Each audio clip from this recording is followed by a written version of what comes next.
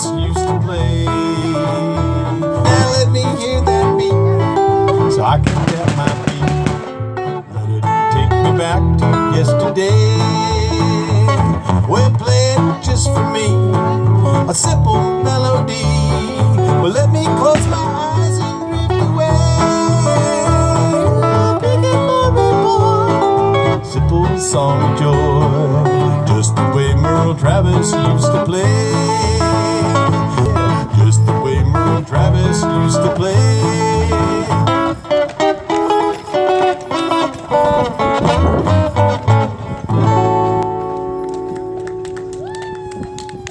Okay, well here with the Lincoln Highway Association, and we're supporting the Lincoln Highway. Here we can see some horses going by. The road was built in 1913. Convict labor from Folsom Prison was used in the building of the road.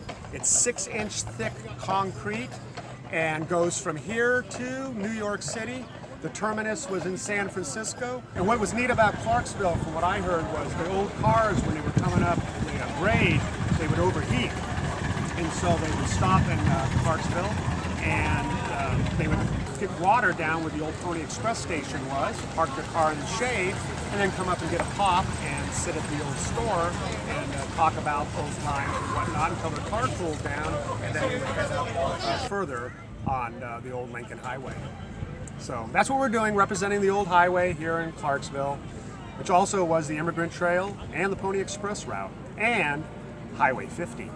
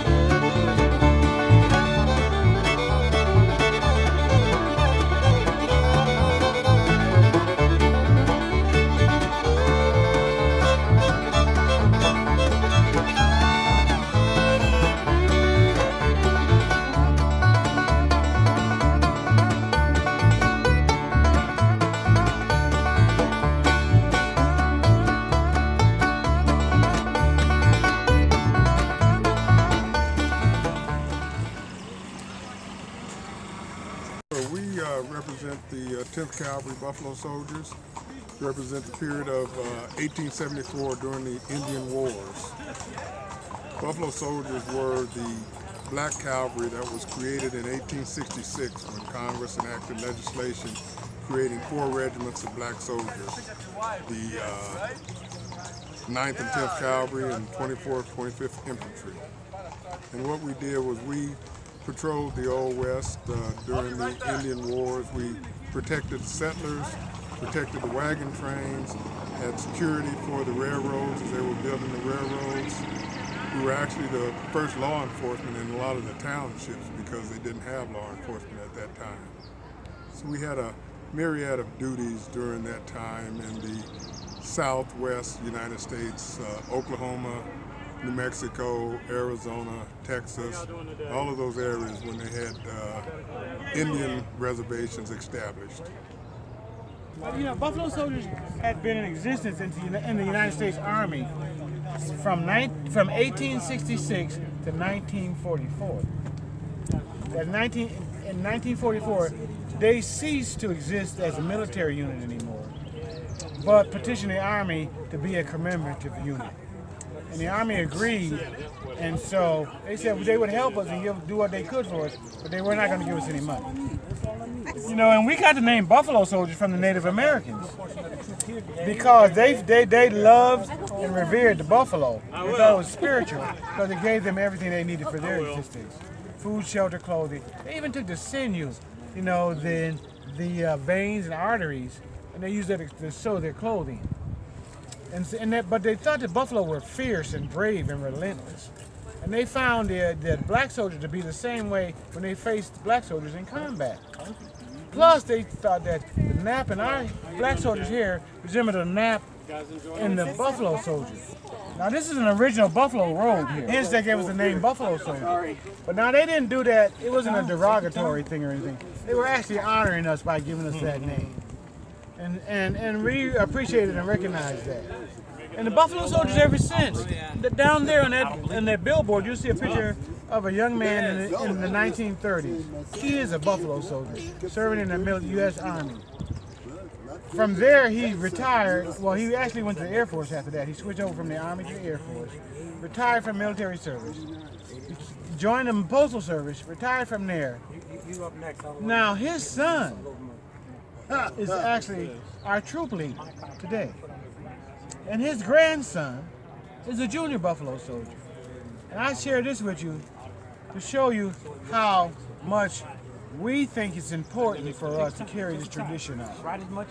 And the only way we can carry the tradition on and share the knowledge is through what we're doing today.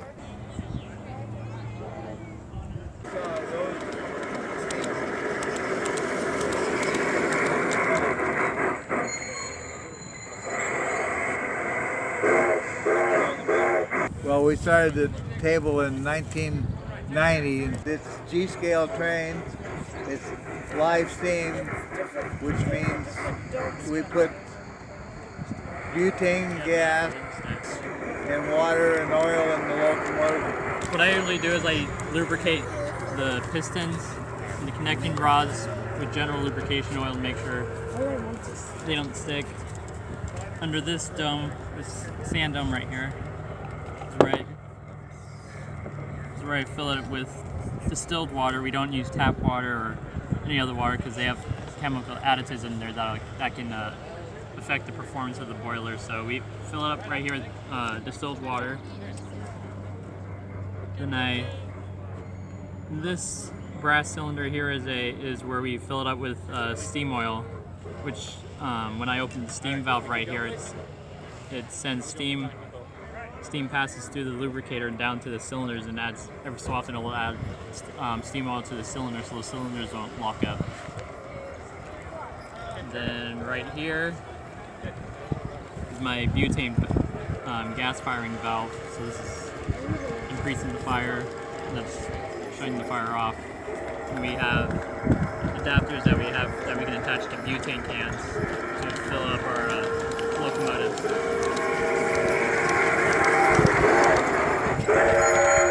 The full-size locomotives use coal and wood and so on, or oil. That's a logging locomotive that they use up in Camino and down in Yosemite Valley and so on for pulling logs out of the canyon and so on.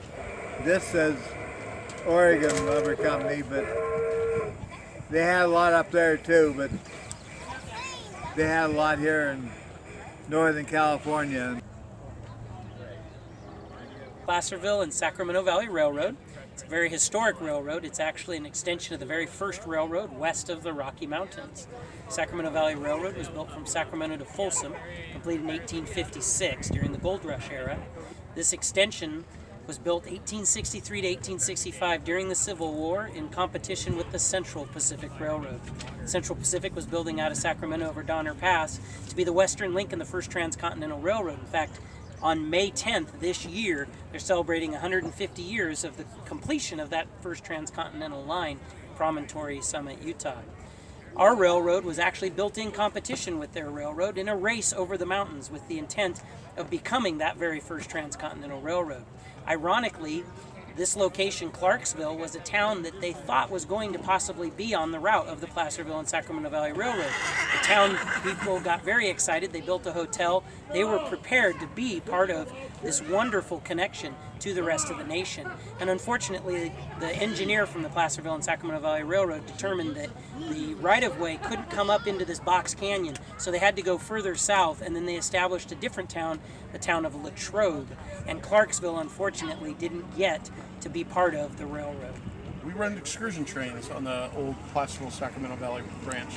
That's what used to be SP branch. So we do dinner trains, we do Mother's Day trains, we've done a Dickens train. And we also advocate for protecting the corridor. We're an all-volunteer organization. We are the licensed operator on the line from Folsom to the town of Latrobe. And our ultimate vision is to run trains from Folsom all the way to Shingle Springs, connecting with the Eldorado Western, another volunteer railroad group, so the entire historic corridor is open to the public. Okay, so I'm going to get some material down here in the bottom. Yeah. 400,000 some private buyer. Yeah. You know who it was that bought it? Tom Massey. Then I'm The going guy from the to get it Eldorado all bought the it. gold to settle to the Oh, yeah, bottom Tom Massey. because it's No, the no, heaviest of all Yeah, you know, I think it was. of the guy that minerals bought on the thing. earth. He was there. Oh, Jamestown, not the Jamestown. I'm talking about So once you do that, I thought he was standing there. now Tom you was start there. panning. The I auction was know, going I on. know. But it was And some by private moving the one, pan back the and broker, forth like of course, this, got, you know, there's a cell on both ends on it. all of the material that's very light, And when he found out as what well it as was, rocks the and broker had gravel, to pay will go out of the to bring it pan. back. Now if you're You know, lucky, now they can tell. there might be a speck of gold in there. What we call DNA. Once it melts, You have a look, then you say, I believe melt it, it, but man. it's not- You're right. darn it, No, I believe you. no I'm gold. going to say something too. A lot of people don't know. But it's sure fun.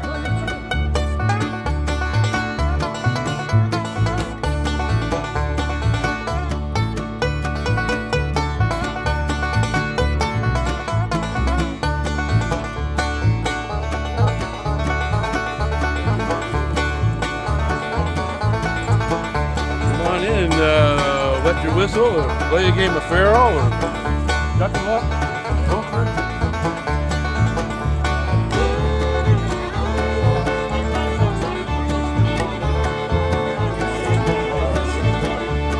Hey, Doc.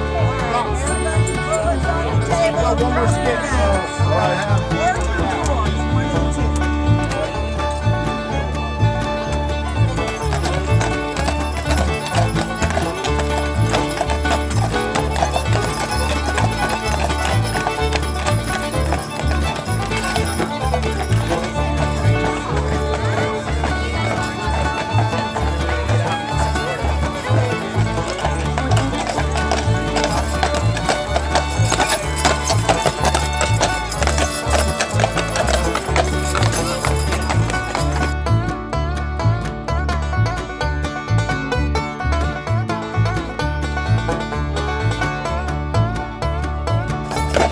It was a busy time.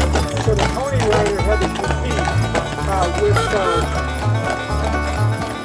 with wagons, wheelbarrows, mules.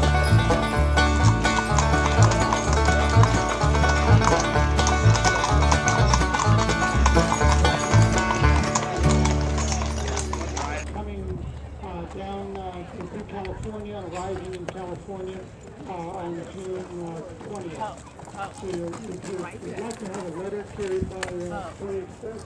We have applications like over here. $5 for a letter, carried 1,966 miles for about 700 people. Post office doesn't give you that kind of service. They still do it. They'll do it in 4 days or so. They just think they're like fuel. Ready? Yep. Go. Rider out! They're now delivered by air.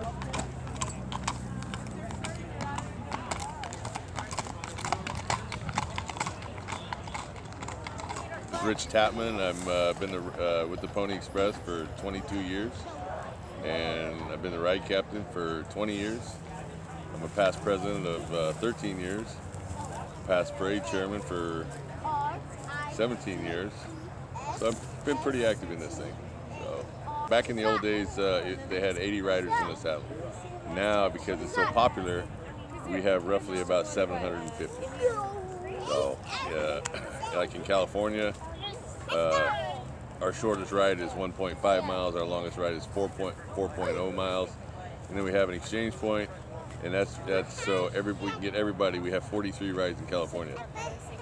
We've done it before in 17 hours, 18 hours. They're giving us 23 hours so we can get it up there, kind of take our time, take a break, take it easy. But we're averaging 15 to 20 miles an hour when we do this. So it's like I said, I've been doing it for a long time, and it's a fun thing. Yeah, the barn right over here. If you scan to the right or to your left, you can see a big red barn. They put Pony Express horses in there. A lot of people didn't know that.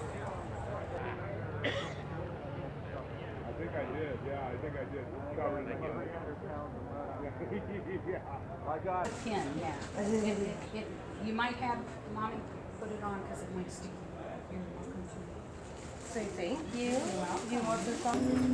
This is my great grandfather, Joseph Jurger.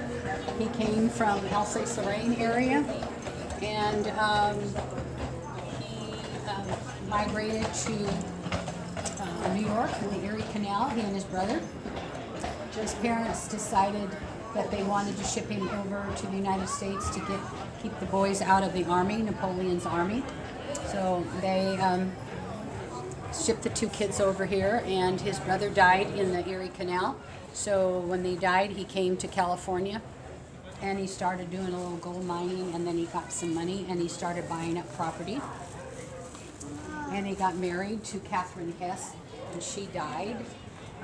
And then he married my grandmother, Mary Ella. And this is wrong. It's not 1910. It was 1876 or something. And then they started buying up property. He bought the Mormon Tavern. He cut it down to make it fit his family. He had 9 children. And it used to be an old Pony Express, and it used to be a Teamster where they would stay overnight and eat and then go east with their loads. And also it was Pony Express stop from Sacramento. This is the old schoolhouse, which is now part of this Tong barn. This is my grandmother. She was a school teacher. And then when my dad was born, of course, he went to that school. And these some more of the Mormon Tavern, when my grandfather bought it. This is my grandfather right here. This is in front of the Passville. This is the courthouse. And these were all the farmers and ranchers that would take their cattle up to Martis Valley, which is now Truckee, for their summer range and water, because this area would dry up as far as feed in the summertime. So they would take their cattle back and forth.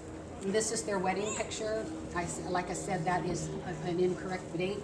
This is a picture of them, which I have on my wall. My grandfather at that time, she was mad at him because he was, I think he had a little bit too much to drink. So this was the wedding pictures of their daughter when their oldest daughter got married. It was a group picture and somebody had photographed it. This is when they burned it down in 1964, I believe. They had to make way for widening Highway 50, and it had been condemned, and it had they used it for a fire exercise when they burned it down. My grandfather came up to see it, and he cried when he saw it being burnt. This is my grandfather right here on the pony. And this is his oldest brother. And these are my great-grandparents here. And these are some of their children. And these are some of their hired hands. So they had dairy farming, and then they had cattle. And then, of course, he did some mining at one time.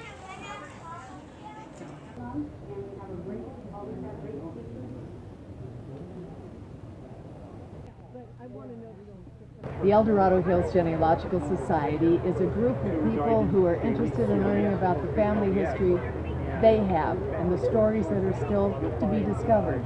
We meet the second and fourth Tuesday of every month at the Eldorado Hills Branch Library at 6 o'clock p.m.